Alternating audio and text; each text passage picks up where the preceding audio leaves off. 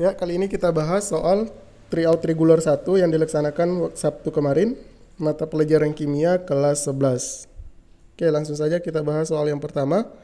Perhatikan beberapa pernyataan berikut. 1. Memiliki 4 elektron valensi sehingga dapat membentuk 4 ikatan kovalen. 2. Berwujud padat pada suhu kamar. 3. Dapat membentuk rantai karbon yang stabil. 4. Mudah terbakar. Pertanyaannya, yang merupakan ciri khas dari atom karbon itu yang mana? Oke, jadi materi ini adalah tentang keunikan atom karbon.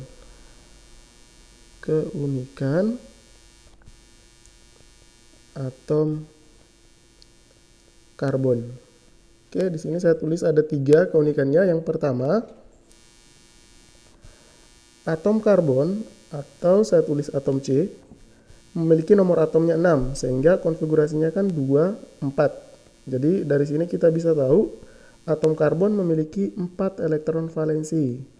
4 elektron valensi yang dapat berikatan kovalen dengan atom lain, ya. Itu yang pertama.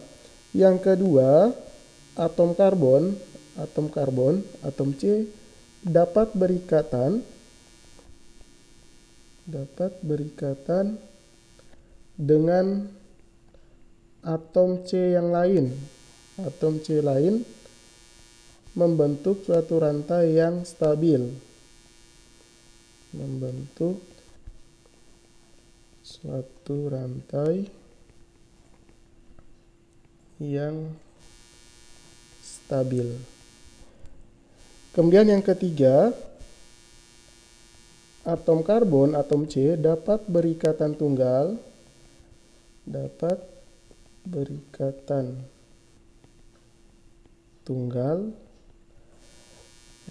2, dan rangkap 3. Nah, untuk atom karbon yang tunggal itu kita sebut dengan alkana. Kemudian kalau dia rangkap 2 kita sebut dengan alkena. Dan rangkap 3 kita sebut juga dengan alkuna, ya.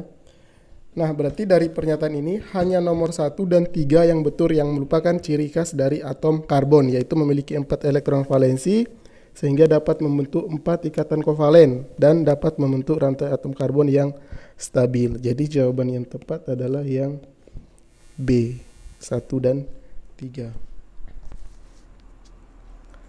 Oke, lanjut ke soal berikutnya, soal nomor 2.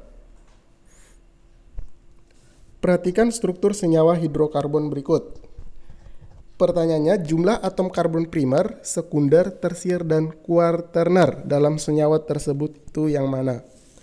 Oke, di sini saya jelaskan sedikit dulu tentang atom karbon primer, sekunder, tersier, dan kuarterner, ya.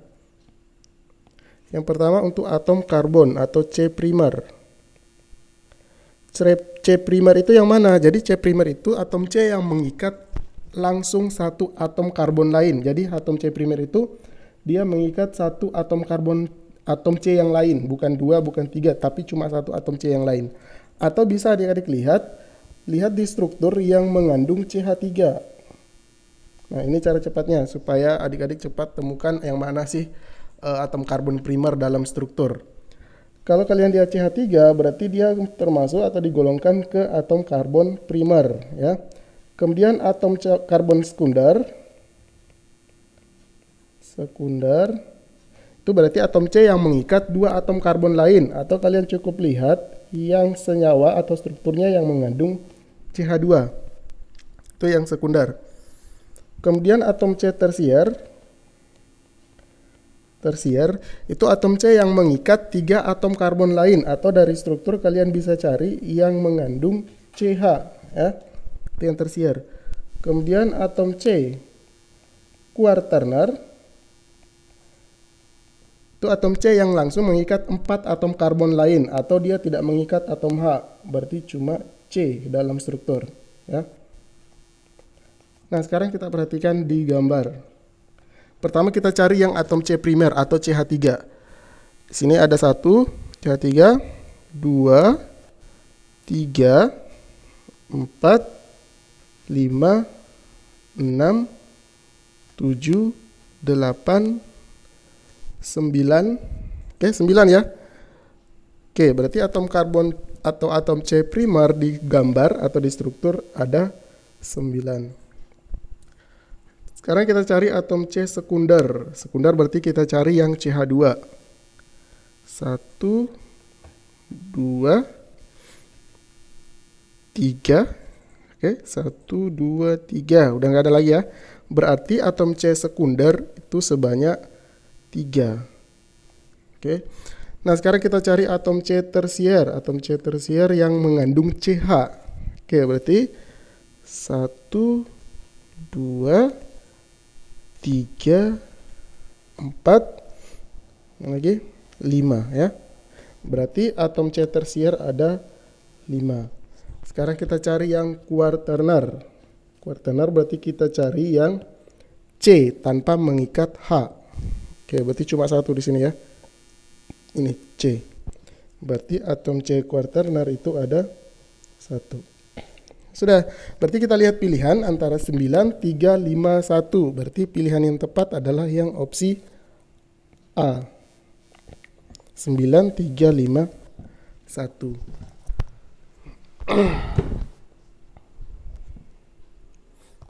Oke, soal berikutnya.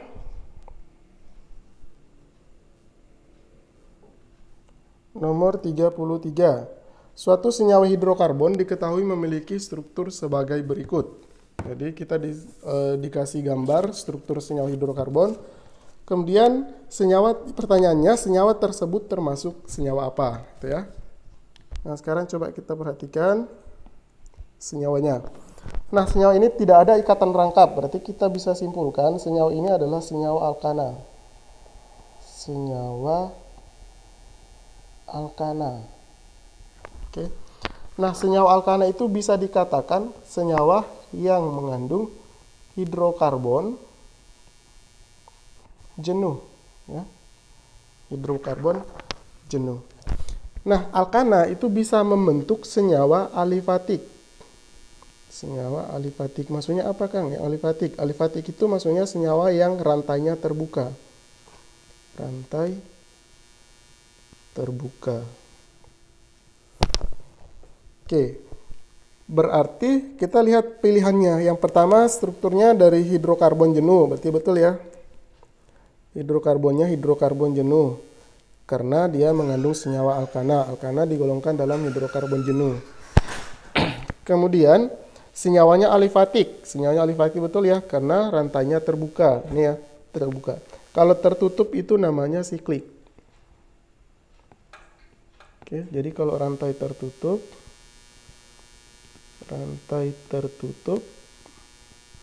itu namanya siklik.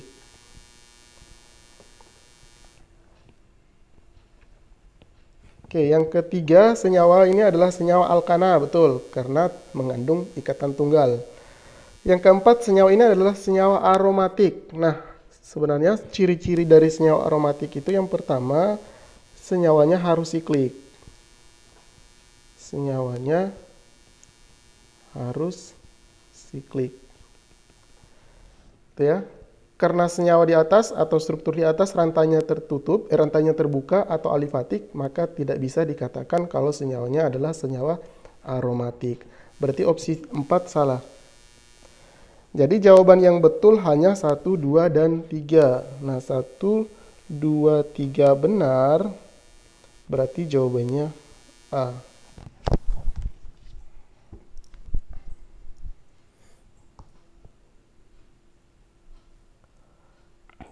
Oke, soal selanjutnya. Di antara senyawa hidrokarbon berikut yang merupakan senyawa hidrokarbon tidak jenuh. Nah, ini kebalikan dari soal tadi ya. Yang ditanya hidrokarbon jenuh. Kalau alkana tadi yang ditanya adalah hidrokarbon tidak jenuh.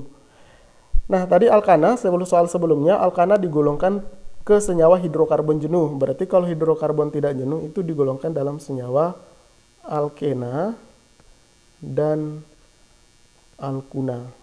Senyawa-senyawa yang mengandung ikatan rangkap 2 ataupun rangkap 3. Nah, berarti kita cari senyawa alkena atau alkuna atau yang mengandung ikatan rangkap ya. Coba kita analisis opsi A. opsi A. Di sini ada CH3CH. Kita gambar CH3, CH, kemudian ada cabang, dalam kurung itu maksudnya cabang ya. CH3, kemudian di samping lagi ada CH2-nya sebanyak 2. CH2 sebanyak 2, kemudian di sampingnya lagi ada C yang mengikat CH3-nya sebanyak 3. Oke. Nah, berarti strukturnya seperti ini. Nah, berarti opsi A tidak ada nih yang mengandung ikatan rangkap. Berarti untuk opsi A itu adalah senyawanya hidrokarbon jenuh. Hidrokarbon di sini saya tulis HC aja ya, hidrokarbon jenuh. Nah, sekarang kita lihat opsi B. Coba kita gambar opsi B. Di situ ada CH. Kemudian dalam kurung CH3-nya ada 2, berarti cabang CH3, kemudian ada CH3 lagi. Kemudian di sampingnya ada CH2. Kemudian sampingnya lagi ada CH3. Nah, ini juga tidak ada ikatan rangkapnya, berarti opsi B masih dalam golongan hidrokarbon jenuh atau alkana.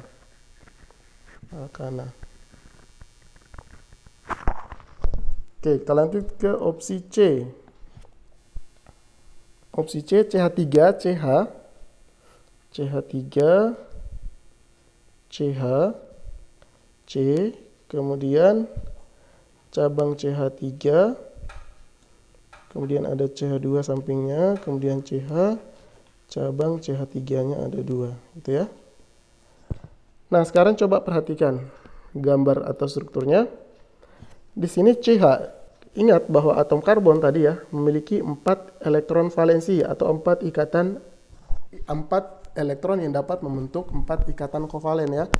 Nah, berarti kalau di sini C yang di sini, coba perhatikan C yang di sini, elektron yang dipakai baru 3, di kiri, kanan, sama H. Sedangkan C di kanan juga sama, elektron di kiri di kanan 1, di kiri 1, di bawah 1, kurang 1. Artinya apa? Artinya di sini ada ikatan rangkap supaya genap elektron dari atom C, sehingga untuk opsi C karena mengandung ikatan rangkap, maka kita bisa golongkan kalau senyawa ini adalah senyawa alkena. Nah, karena pertanyaannya yang mana yang merupakan hidrokarbon tidak jenuh, berarti kita bisa cari alkena juga masuk ke golongan hidrokarbon tak jenuh karena mengandung ikatan rangkap. Sehingga jawaban yang tepat adalah yang C.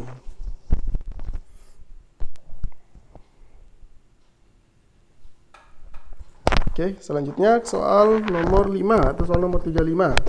Nama IUPAC yang tepat dari senyawa hidrokarbon berikut. Oke, sekarang kita diberi struktur, kita disuruh menentukan namanya.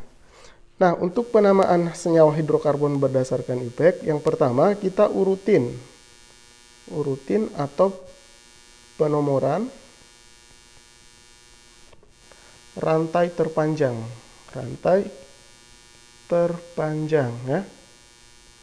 Kemudian yang kedua, penomoran itu berdasarkan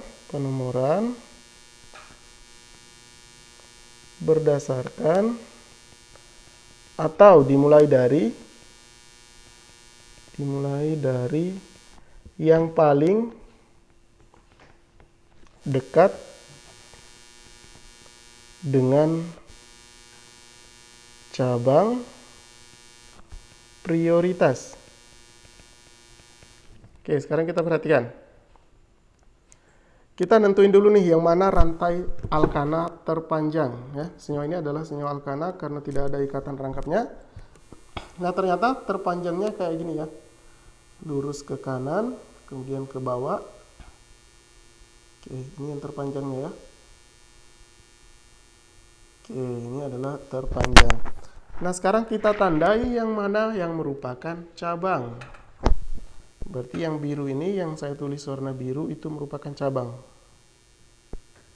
Oke, nah CH2, CH3 itu merupakan cabang etil.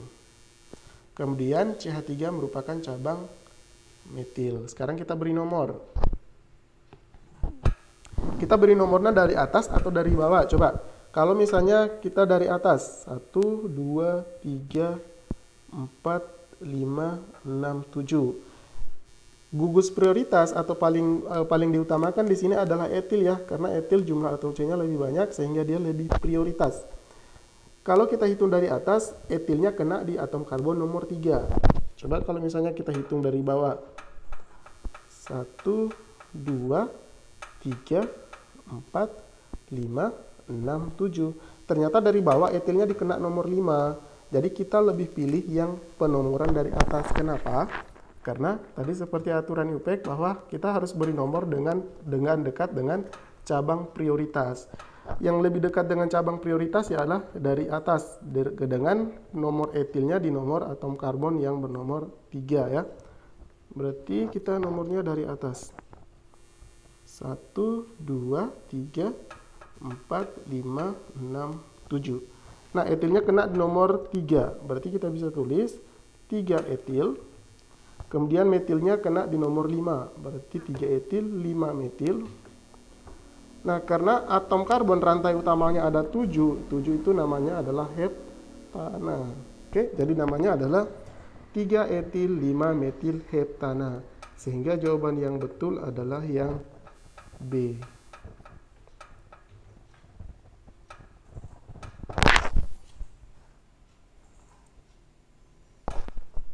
Oke, kita lanjut ke soal selanjutnya, nomor 36. Struktur yang tepat dari 2,2 dimetil 3 heksena. Oke, soal sebelumnya kita dikasih struktur, kita disuruh menentukan nama. Nah, sekarang kebalik. Diketahui nama, kita disuruh gambar strukturnya. Oke, sekarang pertama kali kita lihat adalah 2,2 dimetil 3 heksena. Kita lihat yang rantai utamanya dulu. Heksena artinya atom karbonnya ada 6. C-nya ada 6, yaitu C punyanya alkena. Ya, karena heksena. Nah, sekarang tinggal kita gambar alkena yang mengandung 6 atom C. 1, 2, 3, 4, 5, 6. 3 heksena artinya ikatan rangkapnya di nomor 3. 1, 2, 3. Kita gambar rangkap 2 karena dia alkena. Kemudian metilnya di nomor 2. Nomor 2. Metilnya ada 2 di nomor 2, berarti CH3 di atas, CH3 di bawah juga. Oke, berarti gambarnya seperti ini. CH2, CH, CH, CH3. Oke, sekarang tinggal kita cocokkan di pilihan yang mana kira-kira yang sama persis dengan yang kita gambar. Oke, berarti yang cocok adalah yang opsi E. Coba perhatikan yang opsi E. Ini kita kasih nomor CH3. CH3 yang ini. Kemudian ke samping lagi ketemu C yang ini. Kemudian di bawah lagi CH3. CH3 ada cabang CH3 di atas. CH3. Kemudian di sampingnya lagi C rangkap 2. C-nya ada 2. Ini. Kemudian di sampingnya lagi CH2. Samping CH2. Kemudian sampingnya lagi CH3. Sehingga jawaban yang betul adalah yang E. Oke, berikutnya soal nomor 37. Di antara senyawa hidrokarbon berikut yang memiliki nama yang sesuai dengan aturan UPEC. Nah, tadi saya sudah nulis aturan nama penamaan berdasarkan UPEC di soal sebelumnya. Coba kita analisis tiap pilihan. Pilihan yang pertama,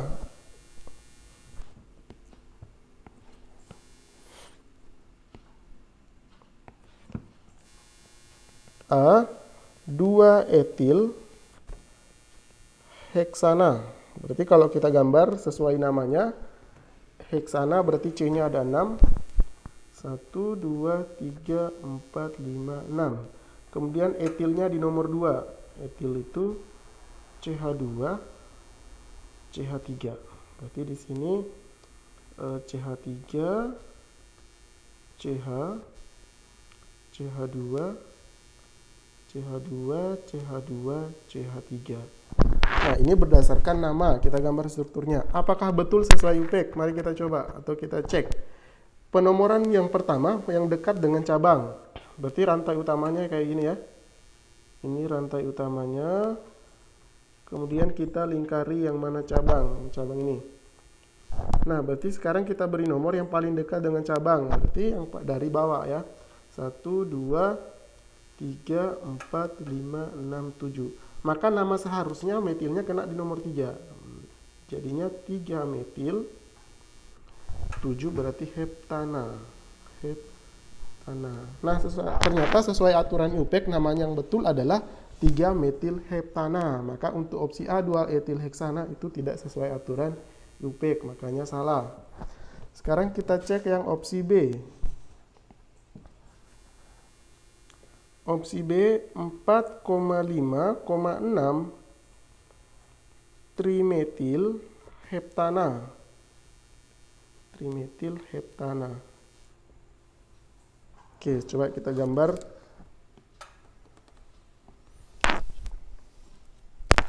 Heptana C-nya ada 7. Berarti 1, 2, 3, 4, 5, 6, 7.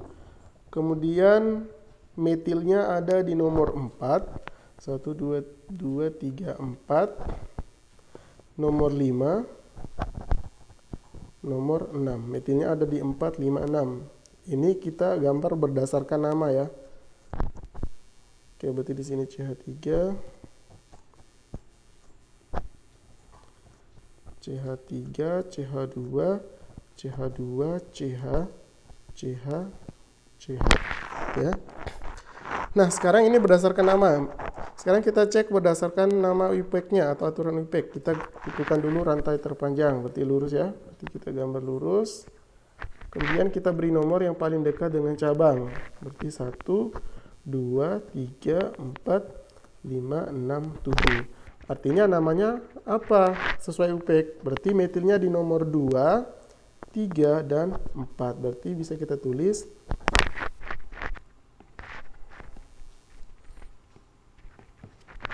2, 3, 4 trimetil heptana ya. Artinya nama untuk 4,5,6 trimetil heptana itu masih keliru berdasarkan IUPAC karena penomorannya tidak berdasarkan yang dekat dengan cabang. Jadi nama yang betulnya adalah 2,3,4 trimetil heptana, gitu ya. Berarti opsi B juga salah. Sekarang kita cek opsi yang C. 3 isopropil pentana. 3 isopropil pentana. Oke, pentana C-nya ada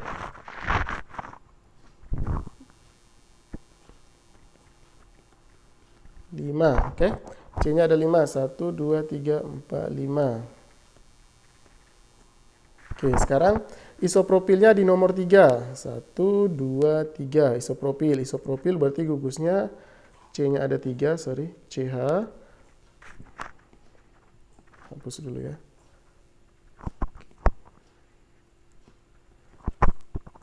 Oke. CH3 kita buat cabang profil isopropilnya. Oke, ini berdasarkan nama. CH3 berarti di sini CH2, CH2, CH3. Nah, sekarang coba kita namakan berdasarkan IUPAC. Berarti rantai terpanjangnya yang mana? Rantai terpanjangnya, oke, berarti dari atas ke bawah ya.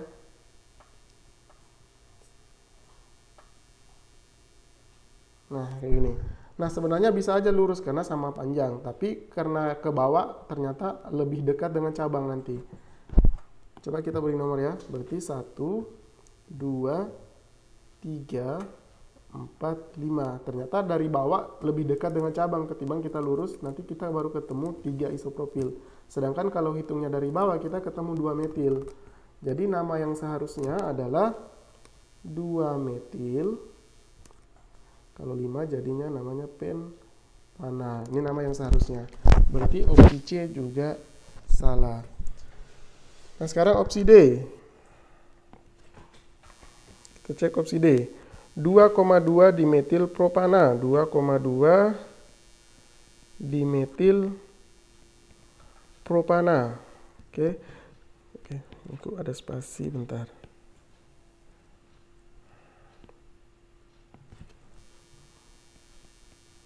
Oke, 2,2 dimetil propana. Coba kita gambar berdasarkan namanya. propana, berarti C-nya ada 3.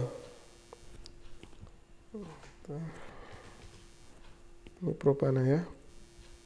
Propana. Gitu ya. Oke, kita gambar C-nya ada 3. 1, 2, 3. Kemudian metilnya di nomor 2. Ada 2 metilnya di nomor 2. Berarti CH3 di atas. Ada CH3 di bawah. Yang samping CH3. CH3.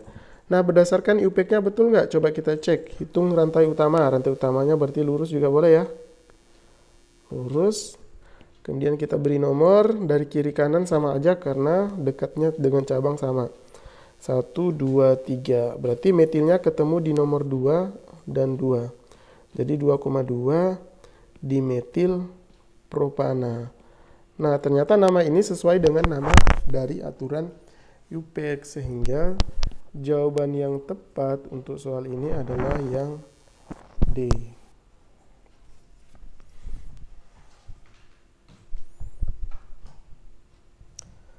Oke, lanjut ke soal berikutnya. Pada suatu analisis titik didih beberapa senyawa alkana, diperoleh grafik sebagai berikut. Pernyataan berikut yang tepat mengenai fenomena yang ada dalam grafik kecuali. Oke. Jadi kalau ada soal perhatikan ya. Biasanya kalian cari yang benar, tapi yang ditanya kecuali ya. Kecuali. Oke, yang pertama. Butana merupakan senyawa yang berwujud gas pada suhu ruang. Coba kita cek butana. Butana adalah senyawa alkana yang mengandung 4 atom C. 4 atom C. Nah, untuk grafik di sumbu X, grafik sumbu X itu menandakan bahwa jumlah atom karbonnya itu ada berapa?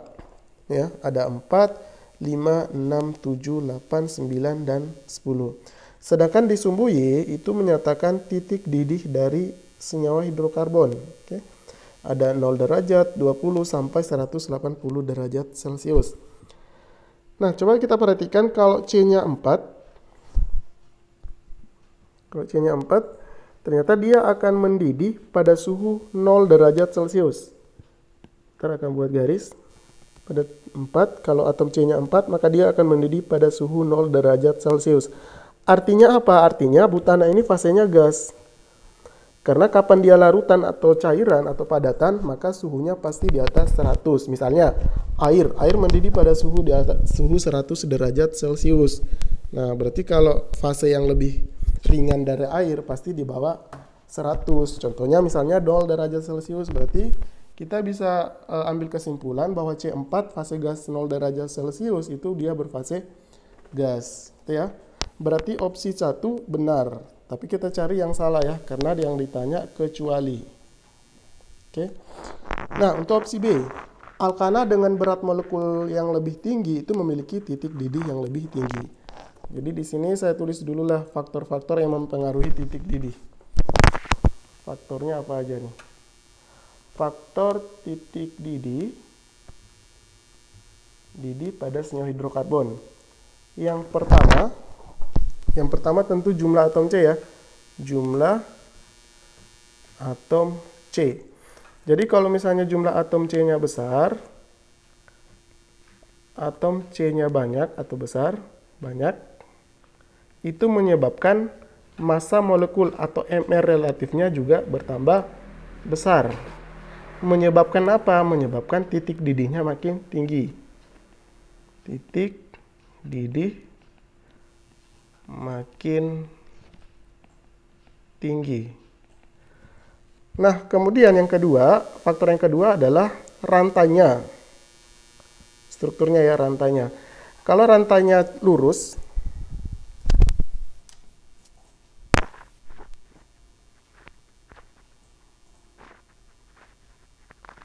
rantai lurus dan rantai bercabang. Nah, ternyata rantai lurus titik didihnya lebih tinggi. Titik didihnya, ini ya, rantai lurus titik didihnya itu lebih besar atau lebih tinggi dari rantai bercabang. Nah, kenapa lebih besar? Karena luas permukaannya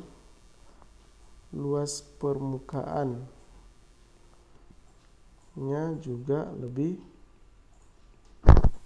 besar, atau luas bidang ya, lebih ke luas bidang ya.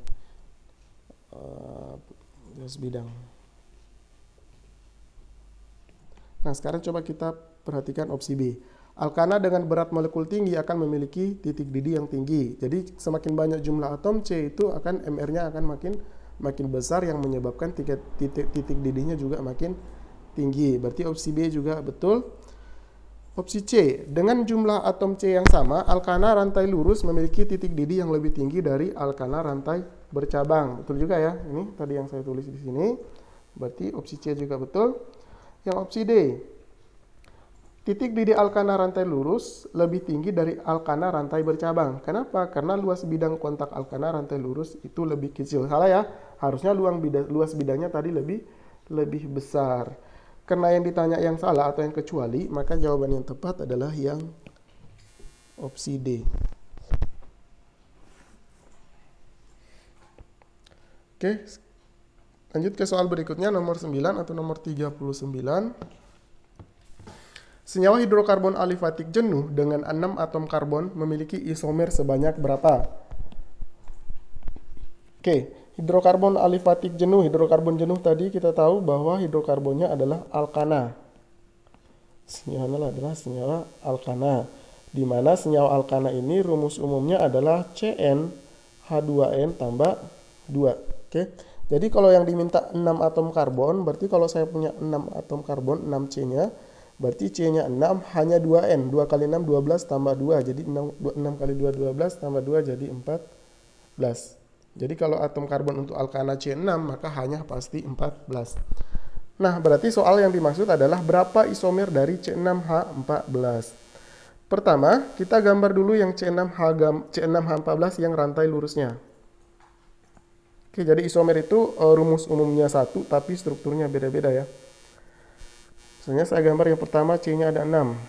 CH3, CH2, CH2, CH2 udah 4, CH2 udah 5, CH3 6.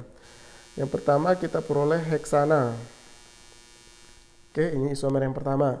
Isomer yang kedua, kita buat isomer rantainya. Isomer rantainya maksudnya yang rantai lurus kita buat jadi bercabang. Artinya yang tadi rantai utamanya ada 6, sekarang kita buat rantai utamanya jadi 5. Berarti satunya sebagai cabang, ya.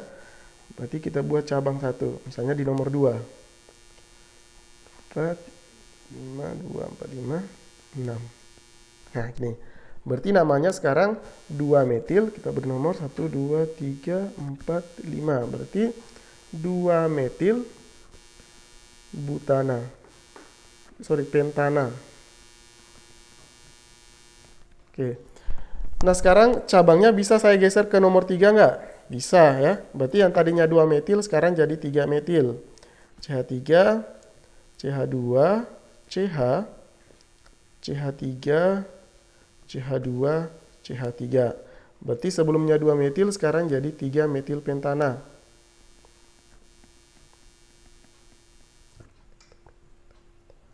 Oke.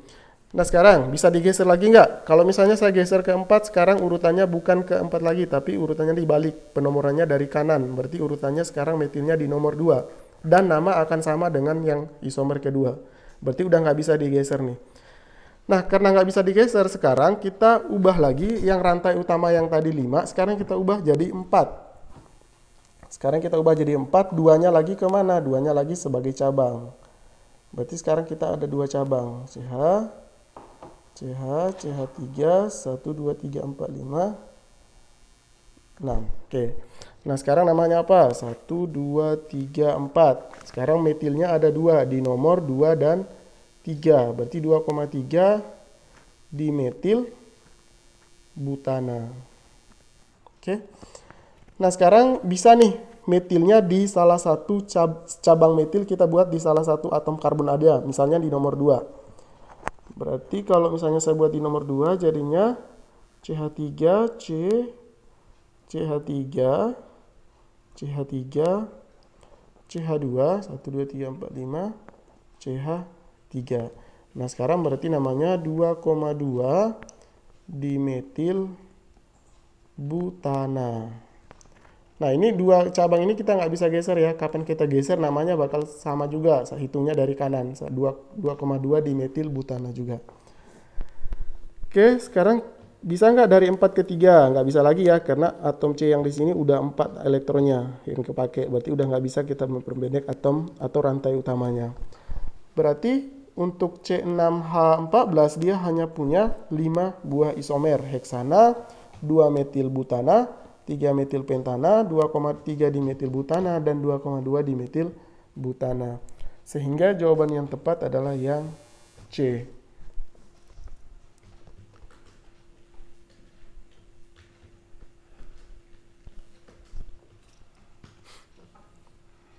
Oke, berikutnya di soal nomor 40. Diberikan 3 senyawa berikut. N-pentana, 2 metil butana, 2,2 dimetil propana.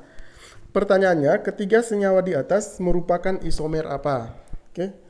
Apakah isomer rantai, posisi, fungsi, geometri, atau optis aktif? Nah, coba kita gambar dulu pentana. Pentana C-nya ada 5. 1, 2, 3, 4, 5. Kita buat pentana. CH3, CH2, CH2, CH2, CH3. Kemudian 2 metil, ini yang nomor 1. Yang nomor 2, 2 metil butana. Butana C-nya ada 4. 1. Metilnya di nomor 2, berarti 2 ada metil. CH2, CH3. Ini adalah 2 metil butana. Kemudian struktur yang ketiga, 2,2 dimetil propana. Propana C ada 3, kemudian cabang CH3-nya di nomor 2, ada 2 metil. CH3. Nah, berarti gambarnya seperti itu. Nah, sekarang coba kita perhatikan apanya yang berubah.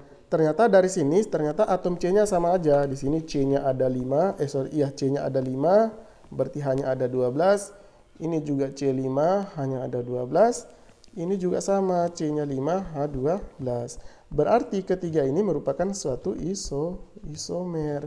Nah, isomer apa? Apanya yang berubah? Ternyata cuma rantai utamanya yang berubah. Berarti kalau rantainya berubah, kita sebut dengan isomer rantai.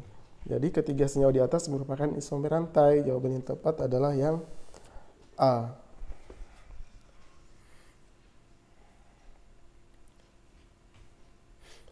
Oke, berikutnya di soal nomor 41.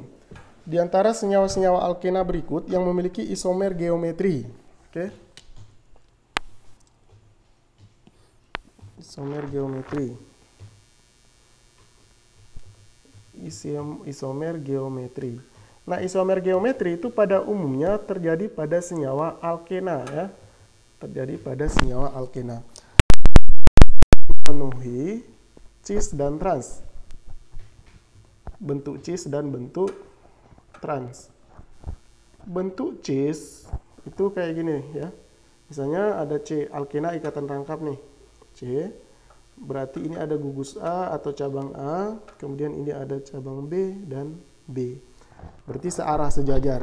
Kalau bentuk transnya, misalnya ini alkenanya, misalnya di sini A, maka berseberangan adalah A juga. Berarti B, seberangnya adalah B juga. Ini adalah bentuk transnya.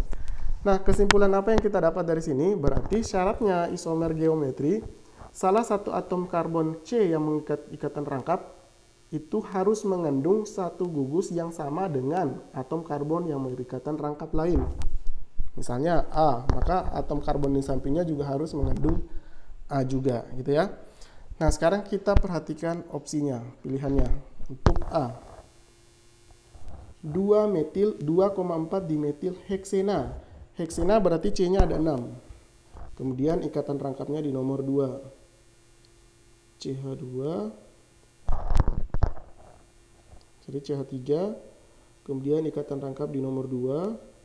Berarti di sini ada metil juga, 2,4 ya. Ada metil di nomor 2. Kemudian heksan ada 6. CH di sini nomor 4 ada metil juga, 2,4 dimetil ya. 1, 2, 3, 4. Kemudian CH2 udah 5, CH3 6. 1, 2, 3, 4, 5, 6. Ini metil. Metil di nomor 2 dan 4, kemudian ikatan rangkapnya di nomor 2. Ya. Nah, berarti untuk opsi A gambarnya seperti itu. Nah, sekarang coba kita perhatikan yang ikatan rangkapnya. Apakah dia membentuk isomer geometri? Sekarang yang bagian ininya yang saya gambar lagi. Coba, begini. Berarti C. Nah, C yang di kanan, yang ini. C yang di kanan, satunya mengikat CH. Yang ini. Kemudian satunya lagi mengikat H. Ya. Kemudian C yang di kiri. C yang di kiri satunya mengikat CH3 yang ini. Yang satunya lagi mengikat CH3 juga. Nah, berarti ternyata tidak ada atom karbon C derangkap 2 yang mengandung gugus yang sama. Misalnya atom C yang ada di kiri itu tidak mengandung gugus H atau atom H. Artinya ini tidak termasuk isomer geometri. Seperti syarat yang tadi saya udah jelasin. Nah, untuk opsi B. Untuk opsi B. 4 metil 2 heksena, sama heksena, tapi metilnya di nomor 4 dan ikatan rangkapnya di nomor 2. Kemudian 3 metilnya di nomor 4 ya, berarti ada di sini baru metil. CH3. 1 2 3 4 5 6 ya. Berarti di sini CH ya. Oke. Berarti untuk 4 metil 2 heksena gambarnya seperti ini. 1 2 2 ketemu rangkap makanya 2 heksena, 3 4 4 ketemu metil makanya 4 metil, 5 6 heksena 6 ya. Nah, sekarang kita cek apakah ada isomer geometrinya atau tidak ya. Sekarang kita gambar yang ikatan rangkapnya aja. Ini berarti C ikatan rangkap C. Kemudian satunya mengikat H yang di kiri, yang ini. Satunya lagi mengikat CH3. Kemudian C yang di kanan, satunya mengikat H juga. Satunya lagi mengikat CH. Gitu ya. Ini.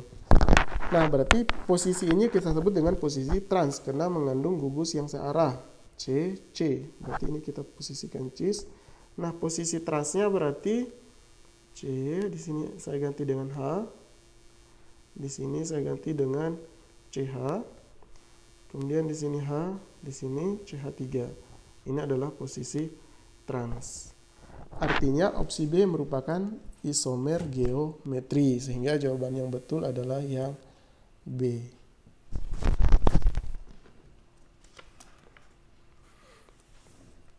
Oke, selanjutnya nomor 42. Perhatikan beberapa reaksi berikut. Di antara reaksi di atas yang merupakan reaksi adisi, eliminasi, dan substitusi. Oke. Di sini ada 3 jenis reaksi. Ada namanya reaksi adisi, ada namanya reaksi substitusi, dan ada namanya reaksi eliminasi, ya, eliminasi. Nah, reaksi adisi itu adalah reaksi yang terjadi ketika adanya pemutusan ikatan rangkap. Pemutusan ikatan rangkap. Jadi reaksi yang terjadi di sini berarti hanya terjadi pada senyawa alkena. Jadi kalau alkena mengalami reaksi adisi, dia akan menjadi alkana, rangkap 2 jadi tunggal, atau alkuna jadi alkena, rangkap 3 jadi rangkap 2. Itu yang disebut dengan adisi. Kemudian eliminasi berarti kebalikannya, penambahan ikatan rangkap. Penambahan ikatan rangkap. Berarti kalau dia alkena bakal jadi alkuna. Kemudian alkana jadi bisa alkena gitu ya. Penambahan ikatan rangkap. Tunggal menjadi rangkap 2 atau rangkap 2 menjadi rangkap 3.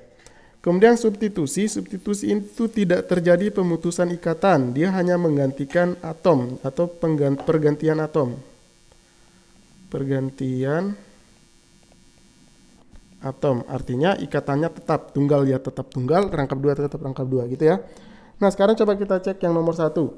Ternyata nomor 1 ada ikatan rangkap 2, setelah terjadi reaksi ikatannya jadi tunggal, berarti terjadi pemutusan ikatan rangkap. Artinya nomor 1 itu termasuk reaksi adisi, terjadi pemutusan ikatan rangkap. Kemudian yang nomor 2, reaksi yang kedua, ternyata di sini tidak ada ikatan Tidak ada terjadi pemutusan ikatan maupun penambahan ikatan. Yang terjadi hanyalah penambahan ya, atau pergantian atom. Berarti ini kita sebut dengan reaksi substitusi. Nah, yang ketiga, di sini kita bisa lihat ikatannya nambah dari tunggal menjadi rangkap dua. Ya, ikatan tunggal menjadi rangkap dua. Kalau dia nambah itu kita sebut dengan reaksi eliminasi. Eliminasi. Sehingga kalau ditanya adisi di nomor 2, eliminasi di nomor 3, dan substitusi di nomor 2.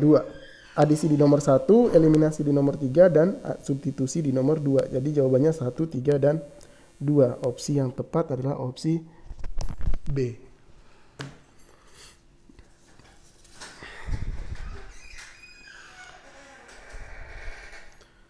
Oke, selanjutnya untuk soal nomor 43. Produk dari reaksi antara 2-metil-2-butena dengan asam klorida apabila mengikuti aturan Markovnikov. Oke, berarti di sini adalah reaksi hidrokarbon ya. Di mana reaksi yang terjadi antara 2-metil-2-butena dengan asam klorida. Harus sesuai dengan aturan Markovnikov. Jadi aturan Markovnikov itu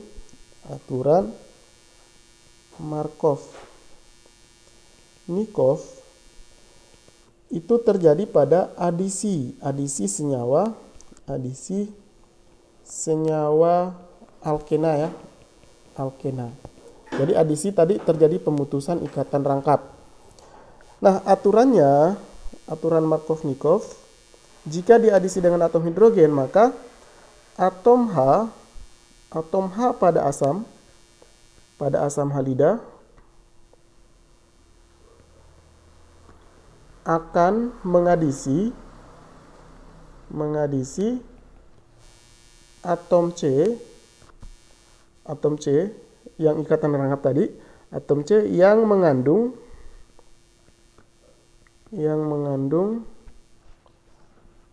paling banyak atom H. Paling banyak atom H. Ya. Jadi misalnya kita punya senyawa alkena nih, misalnya saya punya senyawa CH2, CH, kemudian CH3, gitu ya. Misalnya kayak gini. Misalnya kita disuruh reaksikan dengan HCl misalnya adisi. Nah, HCl kan di dalam ada H sama Cl ya. Nah, yang mau diadisi atau yang mau diputuskan ikatan rangkapnya, itu kita lihat yang ini ya. Nah, H ini masuk ke mana? Masuk ke atom C yang mengandung atom H paling banyak ya. Paling banyak yang mengandung atom H. Berarti atom C yang mengandung atom H paling banyak adalah di sebelah kiri. Nah, berarti sisanya akan masuk di sebelah kanan. Gitu ya. Kayak gini. Itu maksudnya aturan Markovnikov. Nah, sekarang kembali ke soalnya.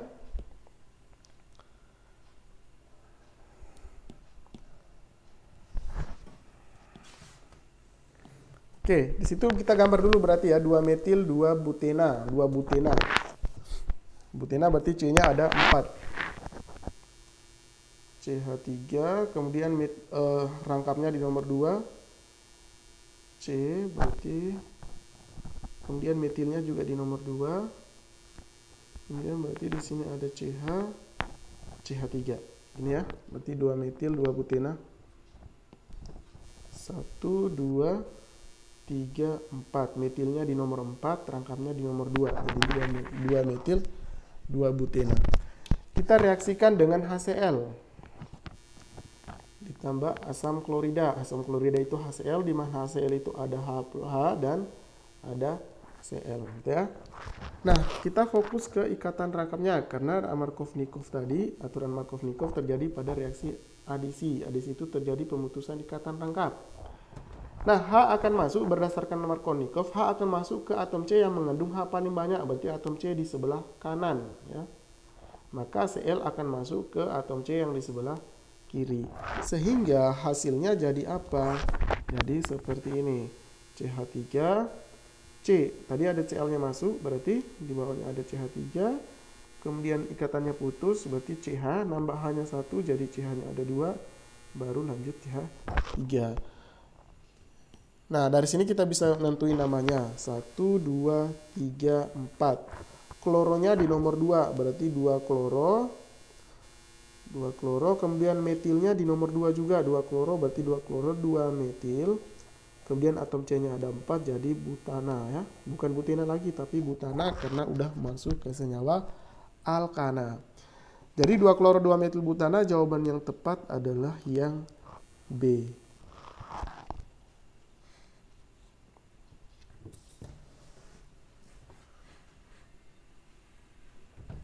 Oke, lanjut ke soal nomor 44. Untuk menguji kandungan unsur dalam senyawa hidrokarbon, salah satu yang dapat dilakukan adalah dengan melakukan reaksi pembakaran. Sini ada kata pembakaran. Pada reaksi pembakaran, sejumlah senyawa hidrokarbon dibakar dalam suatu ruangan tertutup. Lalu gas yang dihasilkan dialirkan ke dalam air kapur dan juga melewatkan pada kertas kobalt. Apabila hasil pengujian menunjukkan bahwa gas hasil pembakaran dapat mengkeruhkan air kapur, maka unsur yang terbukti ada dalam senyawa hidrokarbon berdasarkan fenomena tersebut, itu senyawanya mengandung atom apa, gitu ya. Nah, misalnya di sini kita punya hidrokarbon, CX-nya kita nggak tahu, HY kita nggak tahu, C-nya berapa, H-nya berapa. Intinya senyawanya hidrokarbon. Kalau dibakar itu udah pasti ditambah dengan O2. Nah, pembakaran sempurna itu selalu menghasilkan CO2 dan uap air, gitu ya. Jadi pembakaran sempurna itu selalu menghasilkan CO2 dan H2O. Nah, untuk mengidentifikasi adanya C dalam CO2, dalam C senyawa hidrokarbon tadi, maka kita harus analisis gas CO2-nya untuk mengetahui adanya atom karbon, atom C. Sedangkan untuk H2O itu bisa kita identifikasi untuk mengetahui atom H, ya. Nah, untuk mengetahui adanya atom C dalam CXHY dengan gas CO2 itu dilakukan berarti dilakukan pembuktian bahwa mengandung atom karbon, berarti bisa kita larutkan ke dalam air kapur. Berarti kita CO2-nya kita bisa larutkan ke dalam air kapur. Nah, jika senyawanya mengandung atom karbon, maka air kapurnya akan keruh, gitu ya. Nah, kemudian kalau air analisisnya adalah dengan cara memerahkan kertas kobalt. Jadi untuk memerahkan kertas kobalt. Oke. Jadi kertas kobalt ini untuk memerahkan kertas kobalt itu tujuannya untuk kita mengetahui adanya atom hidrogen, gitu ya, dalam H2O. Nah, yang ditanya tadi adalah menunjukkan bahwa gas hasil pembakaran dapat mengkeruhkan air kapur. Berarti adanya ini ya, CO2 tambah air kapur kalau keruh itu mengandung CO2. Nah, di mana CO2 itu untuk mengetahui adanya atom C atau atom karbon. Sehingga fenomena ini kita bisa peroleh fenomena tersebut adalah untuk karbon. Berarti jawaban yang tepat adalah yang A.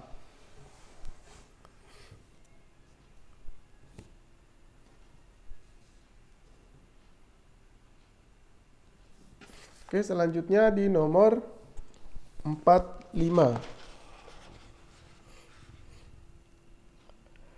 Air brom merupakan larutan berwarna coklat yang dapat digunakan untuk mendeteksi ikatan tidak jenuh dalam suatu senyawa hidrokarbon. Oke.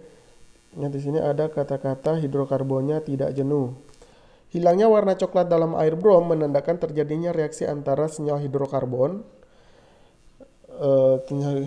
dengan senyawa hidrokarbon, terjadinya reaksi antara bromin dengan senyawa hidrokarbon tidak jenuh yang alkena tadi ya.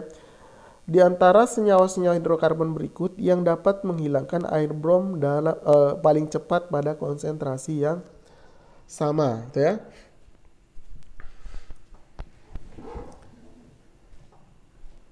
Oke, coba sekarang kita perhatikan, gitu ya. Senyawa hidrokarbon tadi kita udah tahu, senyawa hidrokarbon itu yang tidak jenuh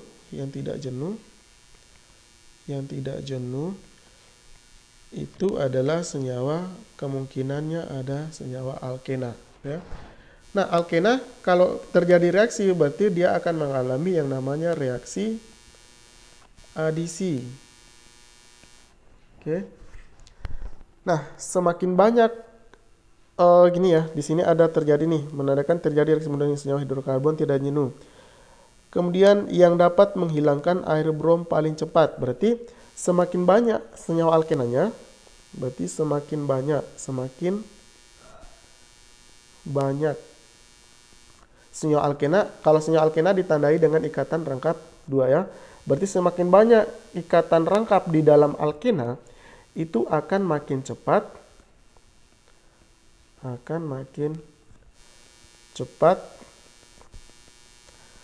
terjadi reaksi dengan brom. Oke. Berarti kita cari alkena, senyawa alkena yang mengandung paling banyak ikatan rangkap. Opsi A udah nggak mungkin karena senyawanya senyawa alkana, pentana. Opsi B udah nggak mungkin. Sebenarnya mungkin heksuna juga bisa ya, tapi kemungkinan di sini adalah senyawa senyawa alkena dengan banyak ikatan rangkap. Di sini alkuna juga bisa, cuma dia hanya satu nih. Jadi kita lingkari dulu lah, bisa kemungkinan. Kemudian ini juga nggak mungkin isobutana karena senyawanya alkana. Yang mungkin di sini alkena dan alkuna adalah B, C, dan D. Nah, sekarang kita perhatikan yang mana paling tepat. Nah, tadi seperti yang saya bilang, semakin banyak ikatan rangkap akan makin cepat terjadi reaksi dengan brom. Jadi di sini siapa yang paling banyak ikatan rangkapnya? Ternyata paling banyak ikatan rangkap adalah yang C. Karena ikatan rangkapnya ada di nomor 1, 3, dan 5 dari senyawa heksatriena. Sedangkan di heksuna cuma di nomor 1 ikatan rangkapnya. Kemudian di 2 butena cuma di nomor 2 ikatan rangkapnya. Sehingga yang paling banyak ikatan rangkap berarti dia yang paling cepat terjadi reaksi dengan brom. Sehingga jawaban yang tepat adalah yang C, gitu ya. Selanjutnya nomor 46. Proses pemisahan minyak bumi didasarkan perbedaan apa? Jadi untuk memisahkan minyak bumi itu biasanya dengan proses destilasi. Proses destilasi ini ya. Proses destilasi. Di mana proses destilasi ini mekanismenya pemisahan berdasarkan perbedaan titik didih. Sehingga untuk pemisahan minyak bumi dengan proses destilasi itu didasarkan pada perbedaan titik didih. Sehingga jawaban yang tepat adalah yang B.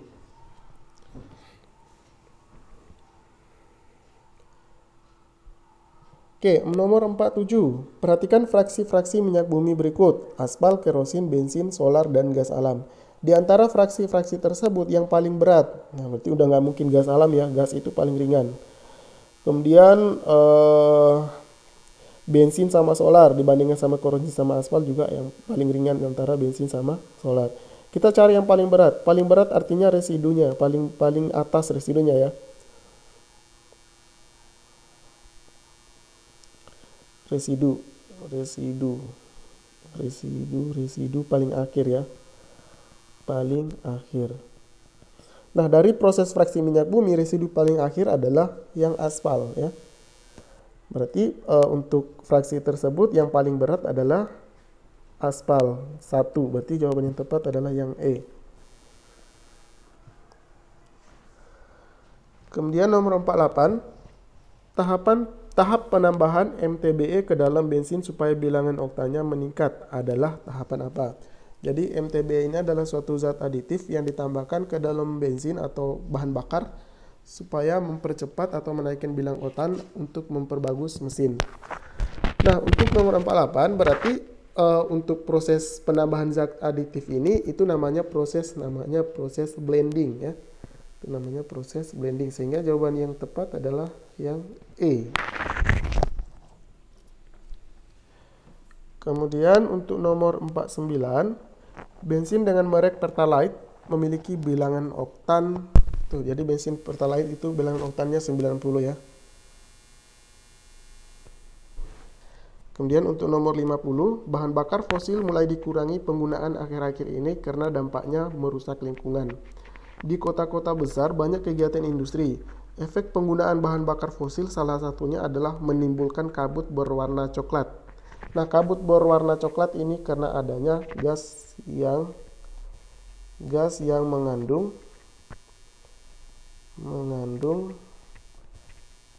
atom nitrogen atau N, ya.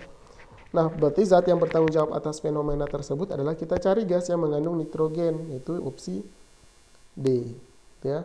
Kalau ini biasanya pada hasil pembakaran pada knalpot, gas CO juga sama. Gas CO2 efeknya lebih ke efek rumah kaca. Kalau gas SO2 itu dampaknya lebih ke hujan asam, ya. Hujan asam. Oke. Pembahasan kali ini sampai di soal nomor 50. Berarti kita udah jawab dengan jumlah soal sekitar 20 soal.